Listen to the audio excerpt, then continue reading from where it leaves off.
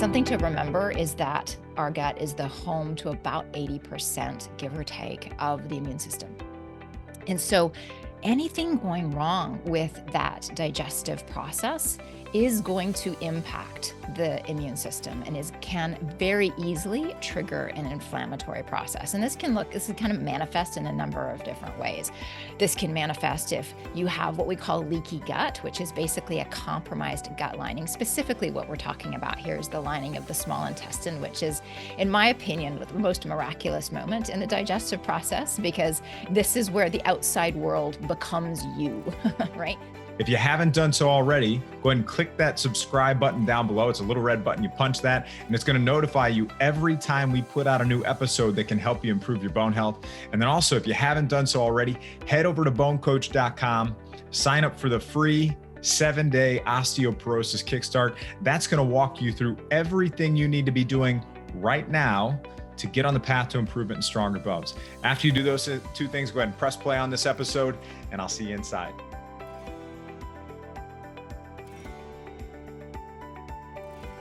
Welcome to this episode of the BoneCoach Show. Joining us today to explore healing your gut, supplementation for your digestive health, gut health testing, and how all of this relates to your bones is Margaret Floyd Barry. Margaret Floyd Barry is a functional nutritionist, writer, and real food advocate who's been on the pursuit of the most nutritious and delicious way of eating for the better part of her adult life. Having seen family members suffer the devastating effects of chronic illness from a young age, Margaret has long had the desire to help others find a better way back to optimal health and well-being. Through years of experience working with most complex client cases, including reversing her own autoimmune condition, Margaret has established a powerful system for restoring health by addressing the root cause of illness. Today, Margaret teaches fellow practitioners the same proven system she uses to get her clients life-changing results through Restorative Wellness Solutions, a 2-year comprehensive functional nutrition certification program for qualified health professionals. With hundreds of alumni around the world, Margaret and the Restorative Wellness Solutions team are actively working to change the way health is delivered. Margaret also runs Eat Naked Kitchen, a thriving private practice that supports clients throughout North America and Europe, and is the author of Eat Naked, Unprocessed, Unpolluted, and Undressed Eating for a Healthier, Sexier You, and the Naked Foods Cookbook. Margaret, it is so great to have you here today. Welcome to the show. Thank you so much for having me here. I'm super excited to dive into this stuff. Me too. Let's get into your background and how you ended up developing Restorative Wellness Solutions also. What is that? Maybe explore that a little bit more and then share that with our audience. Yeah, absolutely. Well, I've always loved food and to eat. And I had a really profound moment when I was in my early 20s where I learned the power of dietary changes to addressing health. And for me, it showed up as a really horrible case of eczema, just awful skin condition. I'm sure most of your audience knows what it is. It's basically an itch that rashes, and it's just like the itch is out of this world. And I'd had it since my teens. Nothing would help. And it was not until I was in my mid-20s that a friend of mine was like, well, have you ever thought about going to someone and working on this more like naturally with diet? And I thought, like, what on earth would diet have to do with my skin? And well, sure enough, it turns out that it had a whole lot to do with it. I went to a practitioner who dramatically changed my diet, put me on this huge protocol. And within about 3 weeks, that eczema was completely gone and has never come back. And I'm not in my 20s anymore. So that was when I opened my eyes to this, the power of food and healing. And what was happening in the background as well is that my mom was really sick with autoimmune disease. She had 3 very severe types of autoimmune disease, as well as actually she had a very severe osteoporosis, bringing this back to bone health as a result, side effect of the medication she was on. And I basically got a front row seat to her very slow, kind of brutal degradation. On one hand, she was a medical miracle, but then the very medications that were keeping her alive It was the side effects from those very medications that she lost her life to about 20 years later. So it's there's a better way. And so with Restorative Wellness Solutions, I'm not the founder of it. I'm now the owner of it, but my former business partner was the founder. What we're doing is we're training health professionals in how to be really strategic with dietary changes, with supplement protocols, with lifestyle changes, so that, people don't have to suffer like my mom. Because had she had these tools, it is very likely she would still be here today. And so it's my just mission in this lifetime to equip as many other health professionals as possible with these tools that have totally transformed my health, and that I see transform the health of many of my clients and of the clients of our practitioners as well. So that's kind of the big picture history here. It's really powerful work what we can do with manipulating what we eat. It's wonderful. And what do you see so diet, nutrition is obviously central Yeah. to nourishing our bodies, but what do you see as like the connector between a lot of the different health conditions that you see coming into your practice too? Well, I would say the absolute number one starting point is gut health. One of the things we like to think of the gut is really as the mother of the body, right? It is what nourishes us. There's that saying that's, total cliche at this point of you are what you eat. I would amend that to you are what you can digest of what you eat. But it's really true, right? We are walking food.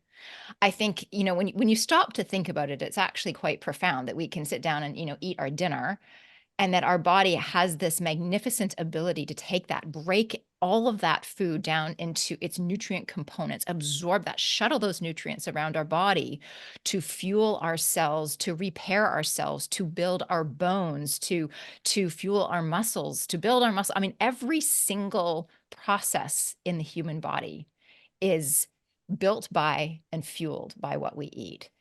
And so if there's anything going wrong with that process, if there's anything interrupting it, and we can talk about the many different ways this dysfunction can manifest, but if there's anything going wrong with this truly miraculous process, that is absolutely going to affect one's health.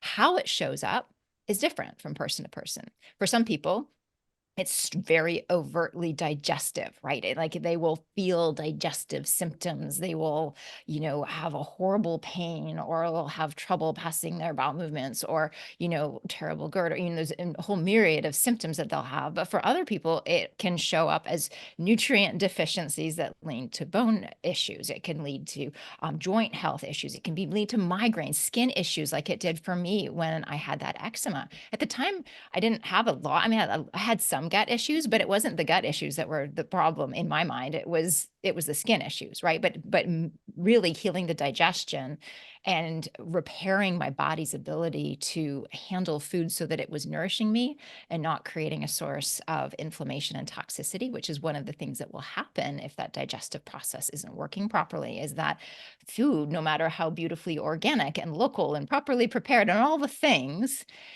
if we're not breaking it down properly, if we're not able to kind of harvest those key nutrients from the diet and use them effectively in the body, that very food can become the enemy and can be a real source of problems for us. Hey, it's Bone Coach Kevin Ellis. I want to take one more minute to talk about if you are somebody who was newly diagnosed with osteopenia or osteoporosis, and you're at a point where you're stressed, you're worried, you're overwhelmed, you have no idea where to start or how to get started getting confident in your plan. I want to tell you about the Stronger Bone Solution Program.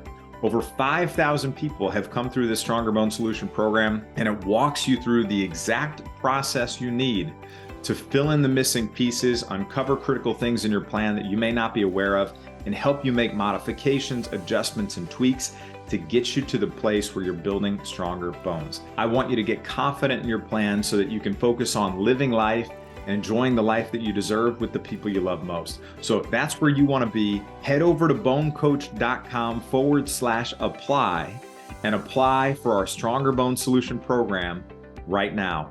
I'm Bone Coach Kevin Ellis. I want to see you inside this program. I want to help you get on the path to improvement and stronger bones. Hope to see you inside very soon.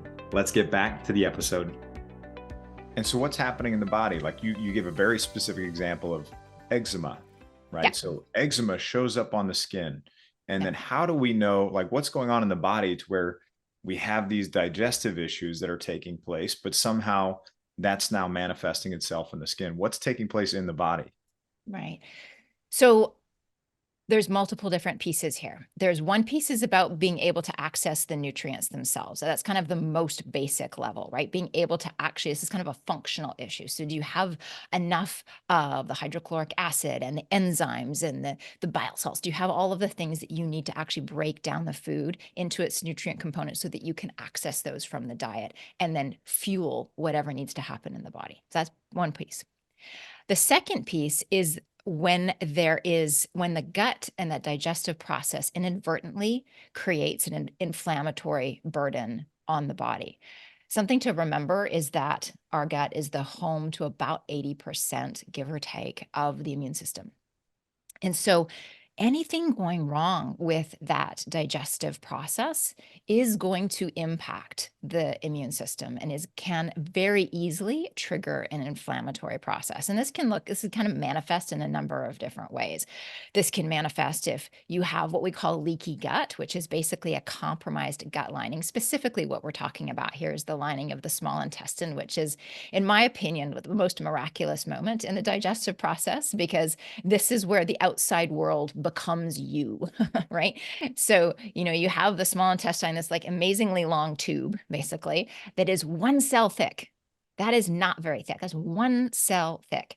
And that lining it's made up of these just like little, kind of like little bricks in a wall, right? That are lined up next to each other. These are what we call the tight junctions, and they're very, very tight together. And what happens is they selectively open up and close, and just to like allow basically nutrients through very specifically, very intentionally. And that's going straight into the bloodstream.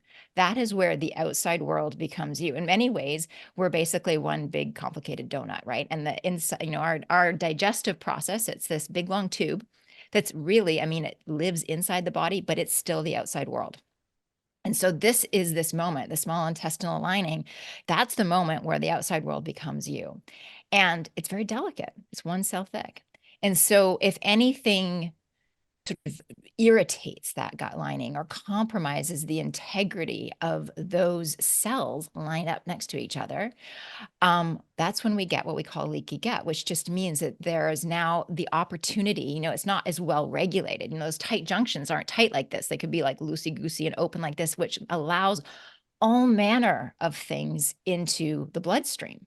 It could be improperly digested broccoli that you had for lunch. It could be toxins that are bound for like, let's think about what the end result is of things that don't get absorbed into our body. That's what ends up in the toilet bowl, right? Like we're flushing through pathogens, toxins, debris. And ideally, we have a very intelligent system that's only allowing into the body through this lining of the small intestine. It's only allowing in the nutrients that we need. But when you have a compromised gut lining, what's happening is all manner of things is getting in there. And that is absolutely going to increase inflammation in the body. That's the immune system's job. Housekeeping, right? It's basically making sure that there's no debris in there. It's making sure that there are no pathogens.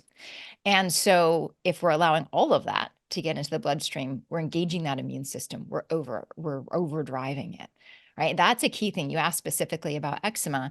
That's a key thing. Anything in eczema, we now know there's autoimmune component to that. Anything that has an immune component to it absolutely is going to be impacted by the digestive system not functioning well. So that inflammatory burden that can come just from an impaired digestive system is really important to consider. And then there's two other pieces to this, but the next piece is the microbiome. So microbiome, this beautiful sort of gut garden that lives in our small and large intestine. And it's just, ideally, we want it nice and robust and diverse and lots of, I think of like vegetables and flowers, if you're to liken it to the garden, right? A lot of the good guys in there to balance out any kind of like weeds or opportunists that could overgrow. When you have imbalances in that, there are certain bacteria that themselves are highly inflammatory, just kind of like the weeds in your garden, right? Like if you don't tend to your garden and you just let the weeds overgrow, they take things out. I haven't seen like tulips take things out, right? It's always the like, the invasive species that come in and like ruin your garden. And so it's the same kind of thing is happening in the gut. And that can create, some of these, they produce something called LPS or lipopolysaccharides, and those are really acutely inflammatory. You have those going into the bloodstream, now we have real problems. That's creating tons of systemic inflammation. So that's another key piece of it. And then the last would be food sensitivities, which are created through that mechanism I described with the small intestine basically having a leaky gut barrier. Food sensitivities is when you eat a food that should be totally innocuous and it triggers inflammation in your body because of this mechanism being triggered over and over and over. So it can be, we think of foods that are irritants to the gut, foods that are inflammatory. We go straight to like gluten and, dairy and sugar and processed foods. And yeah, 100%, all of those things are inflammatory. And it can also be something as innocuous as like lettuce or broccoli, right? If a food sensitivity has been able to develop over time, you eat that great broccoli for lunch, and that could trigger an inflammatory process. I've seen people who have inflammatory processes triggered by turmeric. They're consuming all this turmeric because it's anti-inflammatory, but in their body at that moment in time, it's actually doing the exact opposite. So all of these things together, we need to be considering it. You can see how there's so many different ways. This might manifest as gut health stuff, but it also might manifest as the eczema. It also might manifest as bone health issues. And then we can discuss specifically everything I just talked about relates directly to bone health, right? Like we need to be able to absorb those key nutrients, the minerals, the vitamins, collagens, protein from muscle synthesis so that we can like build, lift heavy things to stress the bones, build more bone. We need to reduce our inflammatory burden because we know excess inflammation is going to inhibit that, is going to create issues with bone health. The microbiome, again, the balance with the inflammatory piece. There's also, so many interesting connections with the microbiome itself. Certain organisms can either stimulate or inhibit either the bone building or the bone breaking down process, which is fascinating. It also impacts hormonal health, which of course our hormones are integral to bone health as well. So all of these pieces are so important to be thinking about whether or not you have any digestive symptoms, because symptoms themselves don't always tell the full story. Yeah, and you are so right. I mean, there's a massive connection between the immune system and your bone health too. Anything speaking in the same language as the immune system is speaking in the same language as the cells that break down your bones too. So those osteoclasts. So, and then you mentioned something that I think is so important. A lot of times we hear about these superfoods or these things that everybody should be consuming. You mentioned turmeric as one of them, and turmeric can be great for many, many people, right? But you mentioned maybe there's a situation where one of these superfoods is not right for you, right? Yeah. If it creates inflammation in your body, it is not a health food for you. Yep. So you just keep that in mind, make note of those helpful things along the way, but just know that not everything is going to work for you, and that's okay. But you talked about food sensitivity testing. Now, I know sometimes when people suspect that they have gut issues or they have autoimmune issues, they start removing a lot of different foods automatically. They may not actually do any testing. Do you prefer to see people do testing first, or food sensitivity testing or gut health testing first? Or do you just say, you know what, let's pull these foods out that could be inflammatory, but we don't know for sure? What's your thoughts on that? I'm so glad you asked this question because I will say I used to be a big elimination diet person. We had the heavy hitters, we'd pull them out. And here's the deal. Back in the day, when I first started doing this work, I've been doing this like 17 years now. And back in the day, like, even as recently as 10 years ago, you manipulate the diet with what I think of as the usual suspects, right? You pull out gluten, possibly all grains, you pull out dairy, you pull out soy, you pull out refined foods, which knocks out most sugars and industrial seed oils. Right there, it was amazing what we could do with diet alone. That's just not the case anymore. And that's a whole other conversation of why. But what I see now, and I'm sure there's an element that it's a different client population, but what I see all too often are people who have done these crazy elimination diets and who are restricting, and not getting any better. And so I'm a big believer in testing because it allows us to narrow in on your unique bioindividuality. Because how are you going to figure out you're sensitive to turmeric, right? Like, how do you actually? Here's the thing about food sensitivities. And I actually want to, is it okay if I just do a little, like, let's define the language? Because I think there's a lot of Please. confusion, like what's an allergy? What's an intolerance? What's a sensitivity? So Please do. a food sensitivity is essentially when you consume a food, it's triggering an inflammatory response. Now, it's not a food allergy, that's a different mechanism. So a true food allergy is being is that's being mediated by what we call immunoglobulin E, as an IgE allergy. It's a different mechanism. There is inflammation, it happens in the tissue. It's different. And one of the key things about a true food allergy is it's immediate. So it's a lot easier, especially as adults, different with kids, but especially with adults, it's a lot easier. I mean, sometimes there's cases where we need to test, but mostly you eat the food and you get the symptom like pretty darn quickly. Like, think about the peanut allergy, the shellfish allergy. These are not things that you're wondering about days later. To help this or to hurt this, every exposure, the reaction gets louder typically. Think about the bee sting is kind of the classic example. The first bee sting, if you're allergic, it's like not a good thing. The second bee sting is a really, really big deal if you're allergic. It's the same kind of thing, not quite as severe for most people, luckily, but same kind of thing, progression with food. So that's not what we're talking about here. We're also not talking about what I'm going to call a food intolerance. And I know this is where it gets confusing because we have food sensitivity tests that are called food intolerance tests. But an intolerance is really a digestive incapacity. It's a lack of digestive capacity to break down a given aspect of a food. So think about the lactose intolerance, right? Someone who's lactose intolerant, they don't produce enough of the enzyme lactase to successfully break down lactose sugars in dairy. Again, it's not hard to figure out because the symptoms are pretty immediate. The person eats the dairy, and sometimes minutes later, at least hours later, they've got some pretty miserable digestive symptoms. So they're not guessing quite so much. I mean, sometimes when people really aren't kind of tuned into their body and into what they're eating, but it's not something that we're going to test for. That's something we can absolutely identify through trial and error. And with food intolerance like that, there's our digestive intolerance. Basically, there's no immune component to it. The third is the food sensitivities, and that's what we're talking about here. So that's you eat a food and it's triggering an inflammatory response. Sometimes that's happening with antibodies. So like IgG, IgM, IgA. Sometimes it's just happening within the cell and there's no antibodies at all. And this is important when I talk about testing in a second here. But one of the really annoying things about food sensitivities is there can be some that are delayed. So here we are talking on, what day is it? It's Tuesday. We're talking on a Tuesday. I could eat something today and not have a reaction until Thursday or Friday. Like, there's no way you're going to figure out if you have, a flare of eczema or a migraine or joint issues on Thursday that you can link it back to something that you ate today.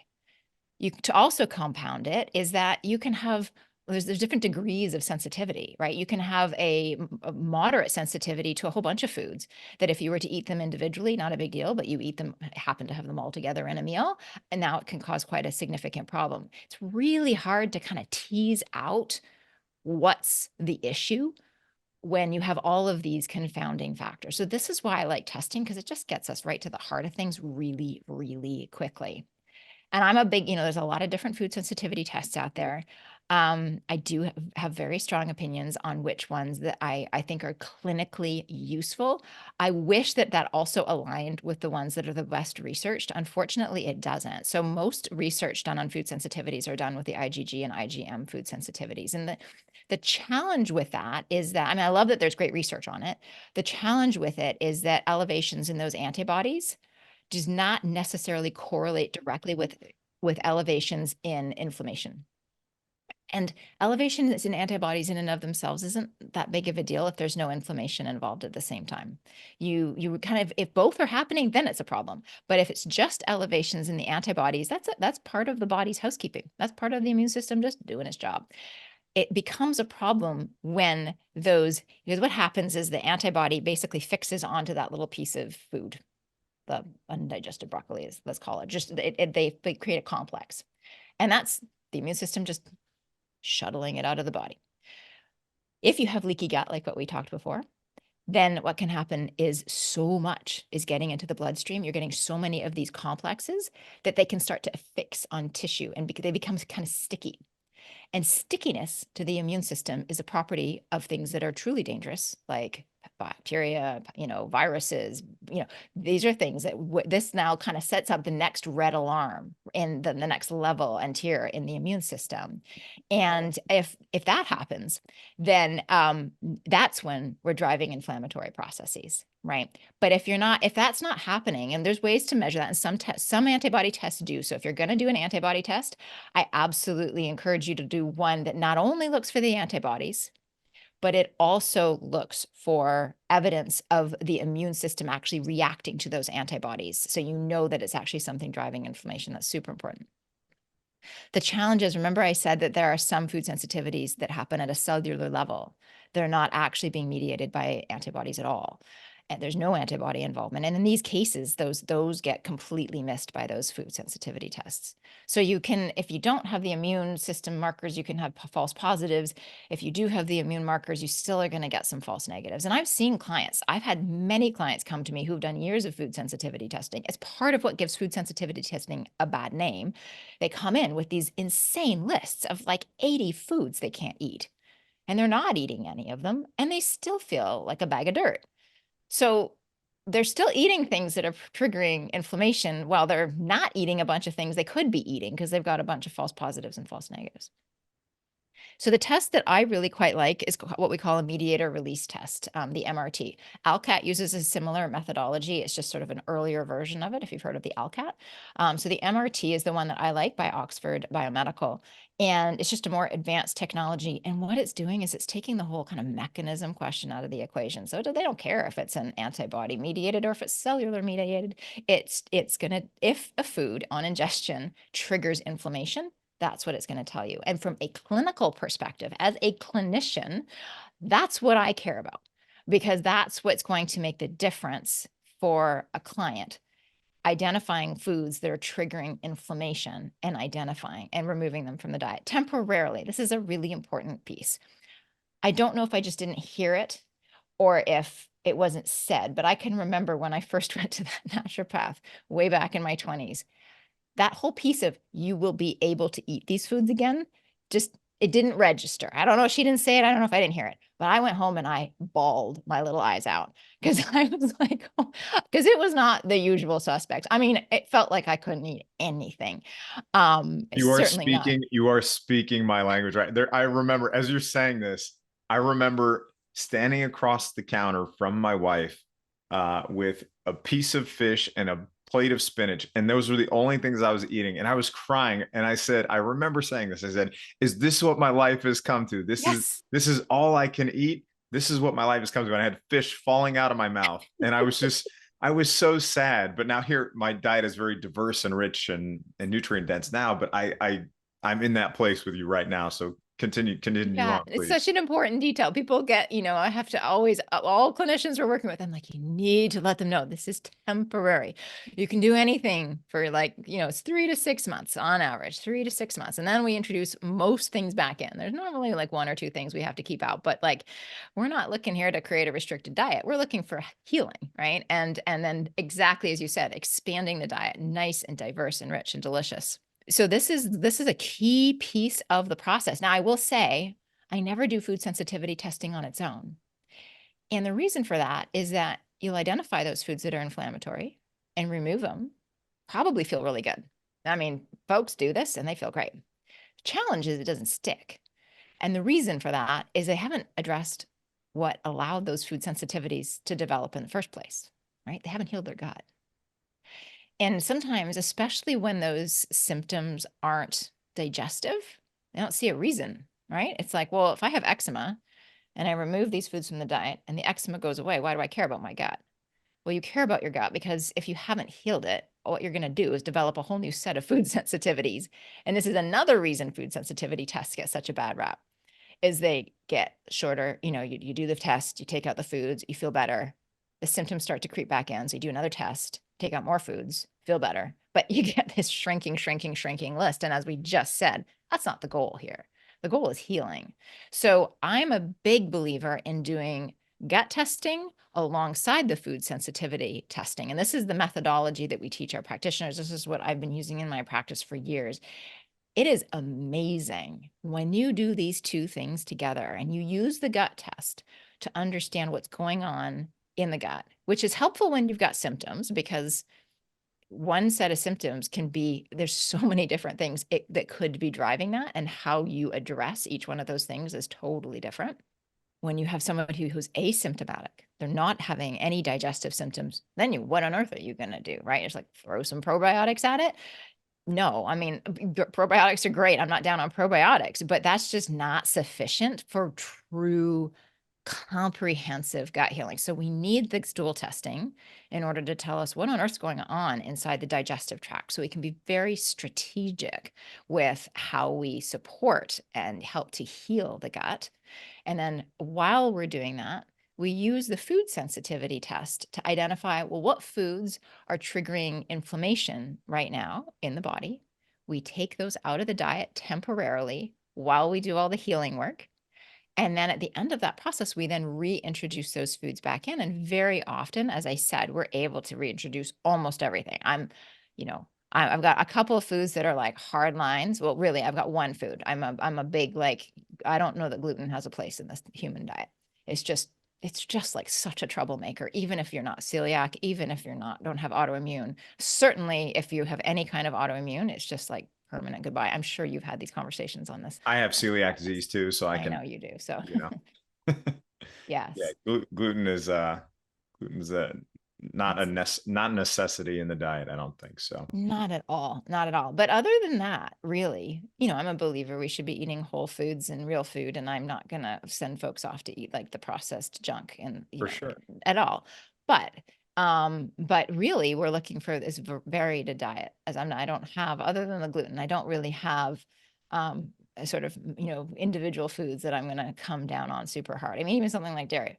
A lot of people don't do well with dairy, but some people do really well with dairy, and that's okay. You figure that out for yourself through this process. Totally agree. Totally agree. Let's talk about gut healing, because what is that? What does it take to heal the gut? Yeah. So now when you know what's going wrong, you want to be making sure that you're supporting those key areas. Now, there's 5 key areas that you always want to be thinking about. First is digestive function. So that's, we talked at the beginning about the body's ability to actually break down the food that you eat into its nutrient components so that it can be absorbed into the system, circulated into this thing. So there's really 3 key things we're thinking about with digestive function. One is hydrochloric acid. This is, we could stop there. There's more things too, but the hydrochloric acid, especially when we're talking about bone health, is so vitally important. So simple. And I honestly say way too many practitioners, because it's so simple, kind of skim over it, but it is essential. So hydrochloric acid is your stomach needs to be at a sufficient pH, a very, very low pH, between 1.5 and 3. That's super low. Like you stick your finger in that, it's burning. And that's the point, right? It's chemically breaking down the food that you eat. And you need to have a pH of between 1.5 and 3 in order for your stomach to secrete pepsin, which is the primary enzyme that breaks down protein, in order to bring the contents of the stomach to that low enough acidity to stimulate all sorts of other vitally important processes further south in the digestive tract. I mean, that's what triggers the little sphincter between your stomach and the duodenum, the top of your small intestine, to open up and let the contents of the stomach through into that next stage of digestion. We have all sorts of folks taking antacids and acid blockers and PPIs and such, and it's suppressing the body's ability to secrete hydrochloric acid. And most of the time, it's actually that they need more. It's that they don't have enough. And so what we have is the acidic contents of the stomach in the wrong place, like in the esophagus, right? Your esophagus is designed for a pH of 7, neutral, absolutely neutral. Your stomach has all these protective layers and lining, this thick, thick mucosal lining, so that you don't digest it, right?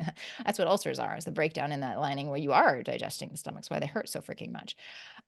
But you need that hydrochloric acid, because if you have a stomach at a pH of, let's say, 5, not acidic enough to break down protein, to access those minerals that you need, to the vitamins, there's intrinsic factor, which is what's required to absorb B12. That's only released if you have sufficient acidity. It's what protects you from foodborne pathogens like parasites. I mean, think about the picnic where, half the party goes home and gets food poisoning and the other half doesn't. What's the difference there? Well, those who didn't likely have significantly more robust hydrochloric acid production. It's actually killing off anything pathogenic in the stomach so that it can't take hold and cause trouble. It's so ridiculously important. So we're looking at hydrochloric acid sufficiency. We're looking at enzyme output. We're looking at biliary function. So that's basically your body's ability to break down and emulsify fats so that your body can absorb those. So that's digestive function. The next piece is to heal and seal that really, really delicate lining of the gut. This is one of those things where, I don't know that you need testing for it. I know some tests, they include markers like zonulin and such to let you know if there's gut permeability. The challenge I have with those is that, yes, zonulin might be elevated, and that's one mechanism by which you can have intestinal permeability, but there are many other mechanisms. So if you see it elevated, then you know for sure that there's gut permeability. But if you don't see it elevated, it doesn't rule it out. And there's so many things that cause gut permeability, and it's so simple to address that if my logic, and it's so just essentially important to have that gut lining just nice, those junctions nice and tight, that we always support it. And so you're doing things like, there's lots of different ways to do that. Pretty much every major supplement line will have some kind of gut healing support, L-glutamine, vitamins A and D, marshmallow root, aloe vera. Oh my goodness, there's so many different herbs and nutrients that are super nourishing to help to heal that gut. It's not hard to do. So definitely want to be thinking about that. You definitely want to be thinking about the microbiome. And I kind of joked about probiotics, but I'm a big believer in probiotics. I'm a big believer in certain types over others. Like I love the spore forming probiotics. Am I allowed to say brands? Yeah, go ahead. Okay, I love Megaspore Biotic. That is a fantastic probiotic. Yep. Sometimes people can't tolerate it because it's doing some good old housekeeping in there. So if you're somebody who tries it and it's too much, I've had clients even just open up a capsule and sprinkle a little grains in their food. It's also unusual in that you actually take it with your meal, not separate from the meal. But it's spore forming, meaning that it actually takes residence in the gut. A lot of probiotics we take are transient. So you eat them and then you poop them out. And they do lots of work on the way through, but they don't establish residency. And what that can be, especially if you're doing stool testing, is it can start to feel like a game of whack-a-mole where you're like, oh, this strain is low, this strain is low. And no, this is just a lovely way to change the whole terrain such that it favors the growth of the beneficial species, basically those flowers in your gut garden, while it sort of prevents or discourages the growth of the opportunists, those weeds. So I love a good probiotic. Alongside that, and then this is really where testing is absolutely essential, is if there's any kind of organism that's overgrowing. And there can be all sorts. Starting from the stomach, you could have an H. pylori overgrowth, right? H. pylori damages the parietal cells. The parietal cells are the cells that secrete that hydrochloric acid we just talked about, is so important. So, and that's rampant. After COVID, it's been really interesting. I think the stress is one of the things that suppresses hydrochloric acid production and creates the opportunity for something like H. pylori to take hold. Never seen so much H. pylori as I have during and post pandemic. I don't know. Are we post pandemic? I'm not sure. Whatever, wherever we are now, stress levels through the roof. We're seeing H. pylori through the roof. It can be opportunistic bacteria. It could be fungal overgrowth, parasites. I mean, there's so many different things that can grow, and you need to have a test to tell you what that is, because you're not going to do an H. pylori protocol just in case. That's a full-on protocol. You don't want to be just in casing that kind of stuff. Same thing with parasites, same thing with fungus. And I know that there's, there's certain schools of thought that is like, for back in the day, it was everybody has candida, and a lot of people did have candida, but not everybody. And I feel like now it's like everybody has parasites. Well, a lot of people do have parasites, but not everybody. Testing can be so invaluable. A parasite protocol is expensive, hard on the body. Like, you only want to do it if you actually have a parasite that needs eradication. So that's where testing is invaluable. So we've talked about function, we've talked about gut, the healing and sealing the lining of the gut, we've talked about the microbiome, and we've talked about opportunist pathogens. And then the last piece is what I talked about already with the food sensitivities, identifying and temporarily removing those food triggers. Because if you think about it, let alone all the other health issues that can arise from elevated systemic inflammation, which is what happens when you have food sensitivities, right? It's this, it's this kind of, it's like a little bit like water torture, just this drip, drip, drip of inflammation, because you're eating these foods every single day, multiple times a day. And it's not like you broke your arm kind of inflammation. It's just this like steady, slow drip that never, ever, ever stops. And it's taxing your immune system, and your body's always dealing with it. That's the stuff that just drags us down. That is what leads to chronic disease. So we need to identify those and remove those, because it also is part of what irritates the gut lining. So if you might be thinking to yourself, okay, this is great. I'm going to save money and I'm going to just do the gut testing and heal the gut, and that solves the issue. The problem with that is that then you're basically keeping in a key irritant the whole time that you're trying to heal. So you got to remove the irritant, right? So that it allows the opportunity for the body to heal. So those are the 5 key things you really want to be thinking about with gut healing. And some of this you absolutely need testing. Some of this you can hack it at home. So I don't want folks to feel like they have to leave and spend thousands of dollars, right? Like, there's certain things that, I mean, even a good enzyme support is going to take you a step in the right direction. Some gut healing, take you a step in the right direction. Mycospore biotic is going to take you a step in the right direction. Pulling out the usual suspects, it's in terms of the diet, it's going to take you in the right direction. Might not take you across the finish line, but you can definitely feel better. And it's a really important starting point. In fact, I love it when clients have already done all of that kind of stuff, and now we're diving in, because now it's like, okay, now we can just lean in and kind of finish it up. One thing I have seen with people that are doing self-driven protocols is that sometimes they develop with that opportunist pathogen part. They develop this mindset of kill everything, right? Let me just, I have to eliminate everything, get rid of everything. Why is that not the way someone should be thinking about that? Well, we need diversity. We need that microbiome balance. And you don't want to be endlessly trying to eradicate. These eradication protocols, I don't take them lightly. They're very intense on the system. It's a little bit like chronically detoxing too. That can get quite addictive for folks. So I think, I'm not sure where this sort of drive for utter sanitation has come from. I think that there's a similar impetus there of like, Mm. oh, I'm dirty inside, I want to clean. I've got these pathogens, I've got these bacteria. It's kind of like, I don't want bacteria. But some of them are really, really important and incredibly beneficial. And you actually want that diversity. You don't, you just, I mean, just thinking about your garden, right? You don't want a monocrop. First of all, it's not interesting. Second of all, it doesn't create a rich ecosystem. It's very, I mean, it's just our inner ecosystem. We need that diversity. So we need to not chronically be in kill mode.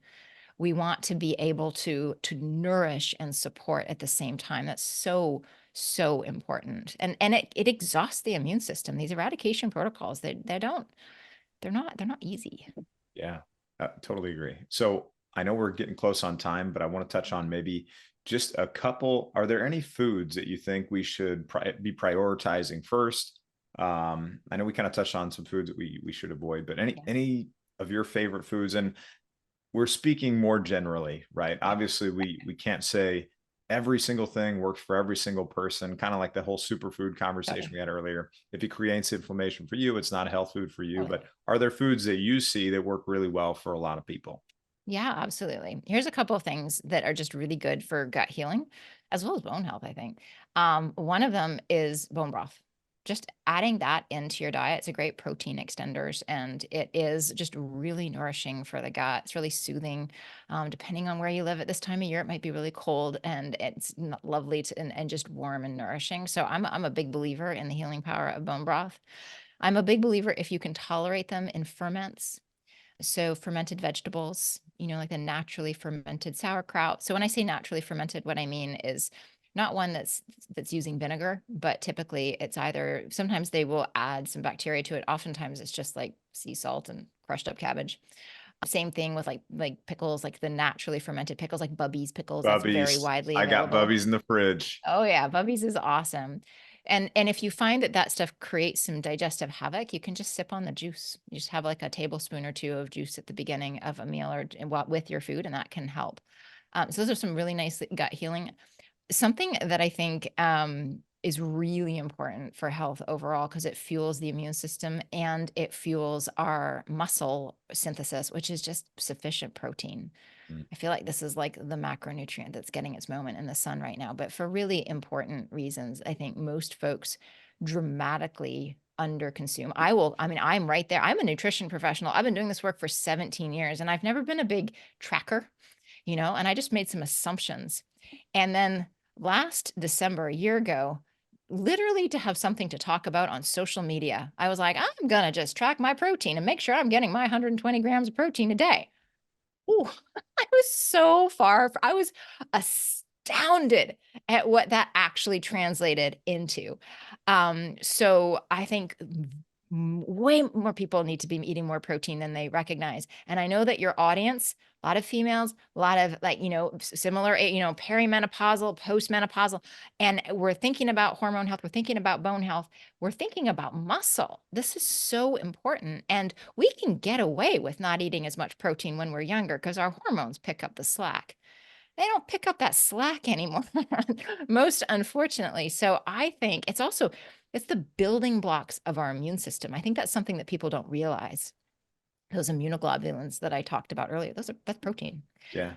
Building block of many of your hormones, right? So so important to our health overall, and then allowing us to lift the heavy things that is so critical for maintaining bone health as we age. So those would be my biggest, just sort of a general dietary pieces of advice, in addition to staying clear of the usual suspects as much as possible. I think those are things that pretty much everybody can benefit from. And then we have to get into the fine tuning. But I think those pieces, if you were to just do that, you're doing pretty darn well. Hey, it's Bone Coach Kevin Ellis. Thanks so much for tuning into this episode of the Bone Coach Show. If you're finding it helpful, please leave a positive rating and review. Hit that like button, subscribe to the podcast or the channel.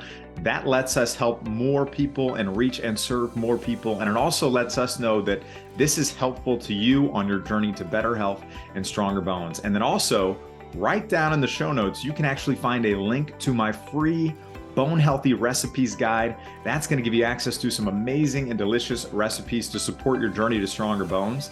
And then also, we have a link to my free Stronger Bones Masterclass in the show notes too. And that is the 3-step process that has helped people in over 1,500 cities around the world get confident in their plan for stronger bones. Over 110,000 people have taken part in this, and it's been really, really helpful for them. And I want you to have free access to it too. So add your name and email right down there in the show notes, get access to that free Stronger Bones Masterclass, and let's get you confident in your Stronger Bones plan today. I think that's great. Yeah, I was actually, when I was in Austin, Texas, this past weekend, there's a restaurant called Picnic down there, and they had this great regenerative bone broth that you can have with your meal. And you better believe I had a little cup of that alongside a healthy meal. It was great. So I'm always on board when I can get some bone broth in. I think that's a fantastic recommendation. Margaret, so let's let people know. Where can they find you? What resources do you have that would be really helpful for people? Yeah. We'll be sure to leave those down in the show notes as well. Absolutely.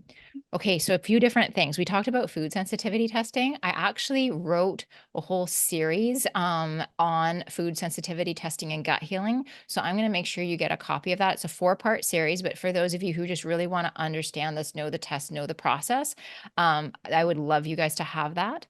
Secondly, if you are looking for a practitioner who does this kind of work, at our school, so it's Restorative Wellness Solutions.com. If you go to that and then find a practitioner, and we have over 1,200 practitioners in 24 countries around the world. The vast majority of them are here in the US, but we have people all over.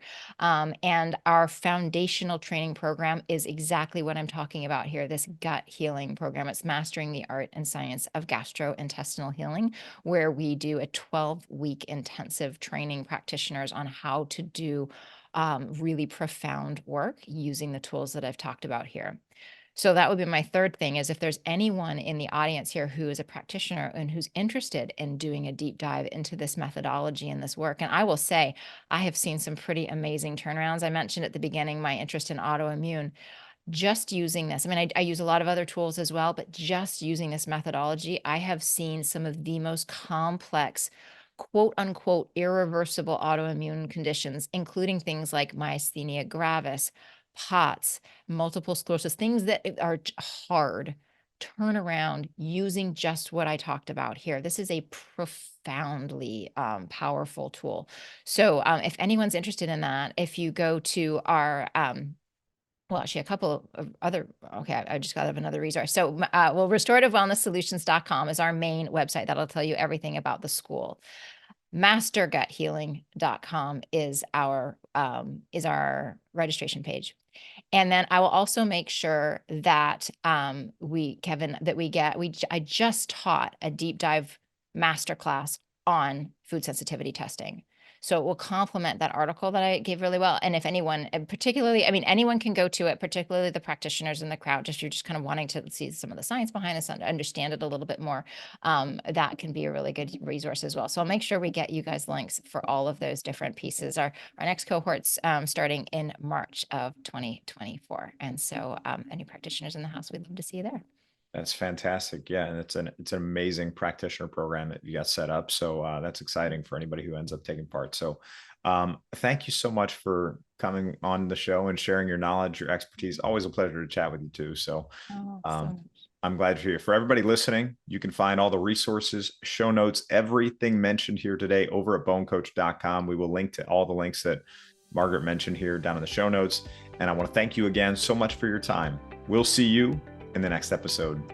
Hey, it's Bone Coach Kevin Ellis. Hope you found that episode helpful and that you enjoyed it. Just one last reminder, if you haven't done so already, head over to bonecoach.com, sign up for your free 7-day osteoporosis kickstart. It's going to tell you everything you need to do to start getting on the path to improvement. Hope you found this helpful. I'm your Bone Coach Kevin Ellis. I'll see you soon.